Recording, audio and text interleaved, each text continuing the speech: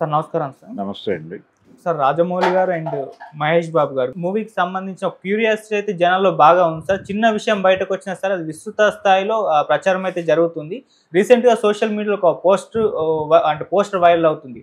కాశీ శెట్టి వేస్తున్న ఆ పోస్టర్ ఇది మూవీకి సంబంధించిన పోస్టరే. ఈ విధంగా రాజమౌళి గారు పెద్ద స్థాయిలో ప్లాన్ చేస్తున్నారు, హైదరాబాద్లోనే కాశీ సెట్ వేసేస్తారని కూడా చాలామంది మాట్లాడేసుకుంటున్నారు. మరి నిజంగా అది మూవీకి సంబంధించిన సెట్టా? అండ్ ఇంకోటి ఏంటంటే ఈ మూవీలో మహేష్ బాబు గారి క్యారెక్టర్ పేరు కూడా రుద్ర అని చెప్పేసి కూడా బయటకు వచ్చేసింది. సో ఏదేమైనా సార్ చిన్న విషయమైనా పెద్ద స్థాయిలో చర్చ అయితే జరుగుతుంది. మరి ఈ మూవీకి సంబంధించిన ఇప్పటివరకు వచ్చిన ఈ లీక్స్కి సంబంధించి మీ ఒపీనియన్ ఏంటి సార్? ఒపీనియన్ ఏముందంటే లీక్స్ అయితే జరుగుతున్నాయి. ఇప్పుడు ఆ సినిమాలో ఎవరెవరు ఉన్నారు అనే దానికి సంబంధించి వాళ్ళు చెప్పకపోయినా కానీ లీకుల ద్వారా బయటికి చాలా సమాచారం వస్తుంది. ఇప్పుడు సుకుమారన్ ఉన్నాడు ఆ సినిమాలో, పృథ్వీరాజ్ సుకుమారన్ ఉన్నాడు అనే విషయం లీకుల ద్వారానే బయటకు వచ్చింది, అతను గెటప్తో సహా. అలాగే మహేష్ బాబు గెటప్కు సంబంధించిన ఒక వీడియో కొంచెం లాంగ్ షాట్లో షూట్ అయినటువంటి ఒక ఫోన్లో నుంచి షూట్ చేసిన వీడియో బయటకు వచ్చింది.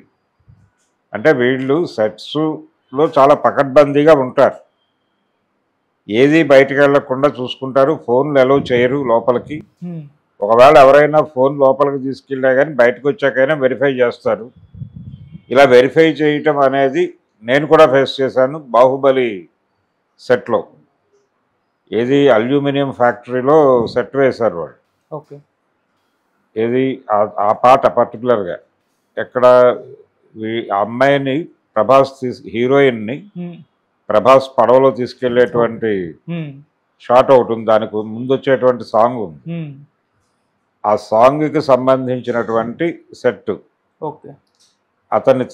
అతను పడవలో తీసుకెళ్ళిపోయే సెట్. ఆ పడవలో ఎక్కించడానికి తన భుజాల మీద నడిపించుకుంటాడు. ఆ షాట్స్ తీస్తున్నారు. అప్పుడు ఏదో పని మీద అనుకోకుండా లోపలికి వెళ్ళాల్సి వచ్చింది. వాళ్ళు మా దగ్గర ఫోన్లు గమనించలేదు, మేము లోపలికి వెళ్ళిపోయాం. బయటకు వచ్చేటప్పుడు అబ్జర్వ్ చేశారు ఫోన్లు ఉన్నాయని. ఫోన్లు తీసుకెళ్ళిపోయారు. యాక్చువల్గా మేము ఇక్కడే ఆపు ఉండాల్సింది, ఒకసారి ఫోన్లు వెరిఫై చేసుకోవడానికి అవకాశం ఇస్తారా అని అడిగారు. ఈలోపు ఆయనే వచ్చి ముందే తీసుకోవాలి, ఇప్పుడు అడిగితే పద్ధతి కాదు, అది వెళ్ళిపోనివ్వండి నన్ను అడైనా బయటకు వచ్చేస్తాం. కాబట్టి ఫోన్లు అలౌ చేయరు. ఒకవేళ అలౌ చేసినా సాధ్యమైనంత వరకు ఫోన్లు చూసి వెనక్కి పంపించే ప్రయత్నమే చేస్తారు. అయినప్పటికీ బయటకు లీకులు వచ్చేస్తున్నాయి, ఏది ఆగట్లేదు. అందులో భాగంగానే ఇప్పుడు ఈ కాశీ సెట్ కూడా ఎవరో షూట్ చేసి అది ట్విట్టర్లో పెట్టేశారు. ట్విట్టర్లో పెట్టి క్లియర్గా రాశారు, ఇది రాజమౌళి సినిమా, హైదరాబాద్కి కాశీ తెస్తున్నాడు అని చెప్పి రాసేశారు. కాశీ అనేది వాళ్ళు చెప్పిన మాట తప్ప ఇది కాశీనా కాదా అనే దానిలో ఎవరికి క్లారిటీ లేవు. అది ఏదైనా కావచ్చు. అయితే ఇది ఈ సినిమాలో కంటెంట్ ఏమిటి అనే దాని మీద గతంలో ఒక క్లారిటీ ఇచ్చాడు ఆయన, విజేంద్ర ప్రసాద్. ఇది ఫారెస్ట్ బ్యాక్డ్రాప్లో జరిగేటువంటి ఒక అడ్వెంచర్ థ్రిల్లర్ అన్నాడు ఆయన. అడ్వెంచరస్ థ్రిల్లరు, క్రైమ్ ఇన్వాల్వ్ అయి ఉంటుంది అని మాత్రం చెప్పాడు ఆయన. కానీ ఇప్పుడు జరుగుతున్న పద్ధతులు చూస్తే, బయటకు వస్తున్నటువంటి వ్యవహారాలు, విషయాలు వింటే దీనిలో కూడా ఒక ఆధ్యాత్మిక కోణాన్ని ఏదో తీసుకొచ్చే ప్రయత్నం జరుగుతోంది అనేది అర్థమవుతుంటే ఇది ఇతను ఏదో ఒక దైవాంశతో మూవ్ అయ్యేటువంటి క్యారెక్టర్గా హీరో క్యారెక్టర్ని డిజైన్ చేశారా అనేది ఒక డౌట్. అందులో భాగంగానే ఈ కాశీ ఇవన్నీ ఏదైనా సెట్స్ వేస్తున్నారు. కాశీ కావచ్చు, ఇంకేదైనా కావచ్చు.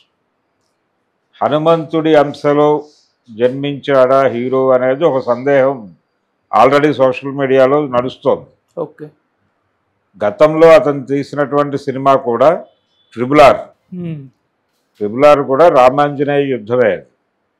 కాబట్టి అందులో ఆల్రెడీ ఆంజనేయుడి పాత్ర వాడేశాడే, మళ్ళీ అదే క్యారెక్టర్ని తీసుకొచ్చి ఇక్కడ వాడతాడా అనేది డౌట్.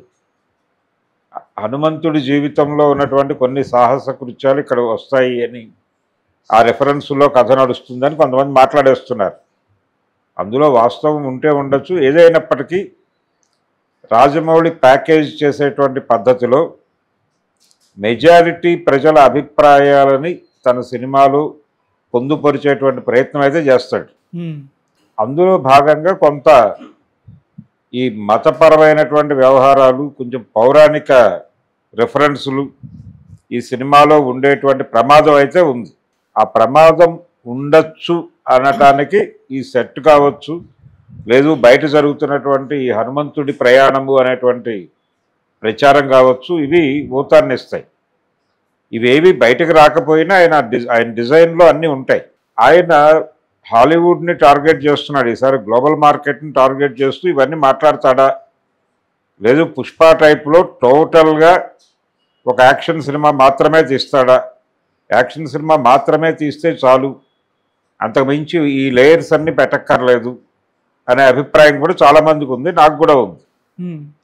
అయినప్పటికీ రాజమౌళి ఏదో ఒక లేయర్ వేసి దీన్ని కూడా అక్నాలెడ్జ్ చేస్తే అక్కడికి ఒక సంపూర్ణత వస్తుంది సినిమాకి అనుకుని ఇది కూడా యాడ్ చేస్తే చేసుంటాడు.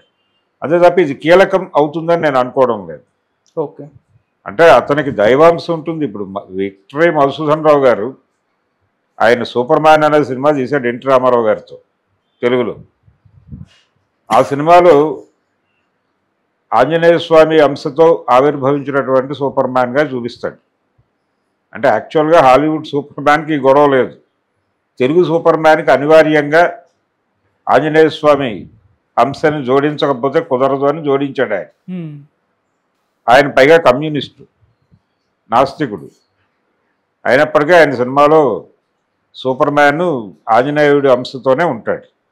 ఇలాంటి ప్రమాదం ఏదో ఈ సినిమాలో కూడా ఉండొచ్చు. ఫారెస్ట్ అడ్వెంచరు ఇవన్నీ ఉంటాయి. ఈ ఫారెస్ట్ అడ్వెంచర్ అంటే మనకి హనుమంతుడి జీవితంలో కూడా ఫారెస్ట్ అడ్వెంచర్స్ చాలా ఉన్నాయి. వారు అడవిలోనే ఉండేవారు కదా, కాబట్టి ఆ రెఫరెన్స్లో కొన్ని సన్నివేశాలు నడిపి ఉండొచ్చు. ఈ రెఫరెన్స్లోనే కాశీకి పట్టుకొచ్చి ఉండొచ్చు కథని. ఈ కాశీయా లేకపోతే ఇంకొక పుణ్యక్షేత్రం అనేది అధికారికంగా చెప్తే తప్ప తెలియదు. ప్రస్తుతానికి ఆ ట్వీట్ చేసినటువంటి వ్యక్తి కాశీ అని అక్నాలెడ్జ్ చేశాడు కాబట్టి అదే అనుకుందాం. ఓకే, కాశీ అనుకుంటే ఒక లేయర్ ఏదో ఆయన హిందుత్వ లేయర్ కూడా ఒకటి ఈ సినిమాలో వేస్తున్నాడు అనేది అర్థమవుతుంది. అంటే అది కూడా మార్కెట్ స్ట్రాటజీ. ఆయనకేమీ మతపరమైనటువంటి ప్రేమలో మరొకటో కాదు, మార్కెట్ స్ట్రాటజీనే. ఆయన గతంలో అనుసరించింది కూడా మార్కెట్ స్ట్రాటజీనే. ఇది ఇండియన్ మార్కెట్ని, పాన్ ఇండియా మార్కెట్ని, అంటే గ్లోబల్ మార్కెట్ కూడా వేరు. పాన్ ఇండియా మార్కెట్ని ముందు సెక్యూర్ చేసుకుంటే గ్లోబల్ మార్కెట్కి సరిపోయే ఎలిమెంట్స్తో అది అక్కడ రన్ అయిపోతుంది అనే ఉద్దేశంతో ఒక హిందుత్వ లేయర్ కూడా వేసి ఉంటాడు. ఈ హిందుత్వ లేయర్ వేయటంలో ఆయనకి అద్భుతమైన సహకారం ఇవ్వటానికి విజయేంద్ర ప్రసాద్ ఉన్నాడు అక్కడ. కాబట్టి ఆ పద్ధతిలో డిజైనింగ్ జరిగి ఉండొచ్చు. అంటే వాళ్ళు మొదటి నుంచి చెప్తున్నటువంటి కేవలం ఫారెస్ట్ బ్యాక్డ్రాప్లో జరిగేటువంటి ఒక యాక్షన్ థ్రిల్లర్ అనే మాట కూడా ఉంటుంది, ఉండి దానిలో ఒక లేయర్గా హిందుత్వ కూడా కొనసాగుతుంది. ఓకే, అందులో ఆయన ఏదో ఒక దైవాంశతో కూడా ఉండొచ్చు. ఇది కూడా వర్కౌట్ అవుతుంది. ఈ పౌరాణిక రెఫరెన్స్ కూడా హాలీవుడ్ మార్కెట్ కూడా యాక్సెప్ట్ చేస్తుంది.